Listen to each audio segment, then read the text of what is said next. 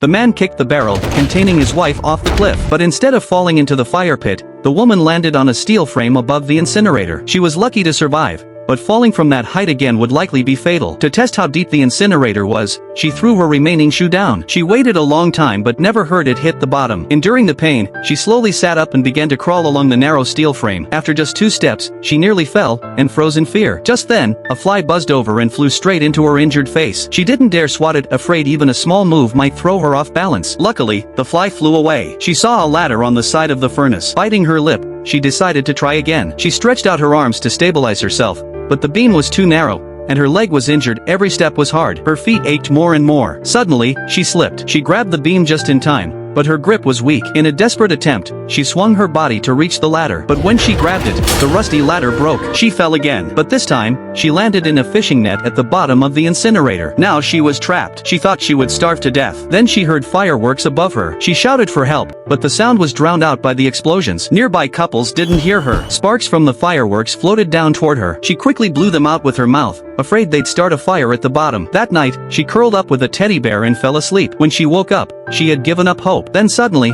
a game console and fresh food dropped from above. Right after that, a silk scarf floated down and landed on her head. She threw the scarf aside, and it accidentally hooked onto the ladder nearby. An idea struck her. She took off the lid of a food can and used it to cut through the fishing net. Then she tied the lid to a wooden stick and made a simple grappling hook. She threw it upward, and it hooked onto the ladder rail. Remembering her husband had tried to kill her for money, she ignored the pain and climbed with all her strength. After finally reaching a small platform, she found there was no more ladder. She had to press against the wall and edge her way toward the side that had another ladder. The ledge was narrow, with nothing to hold. She nearly fell again, but with grit, she kept going and reached the top before nightfall. Just as she was grabbing the last handrail, her strength gave out and she slipped. But at the last second, a pair of hands caught her. It was her younger brother and his friends. They had been searching for her all along. They were the ones who had thrown down the food. After being rescued, the woman revealed how her husband had tried to murder her. In the end, he was brought to justice.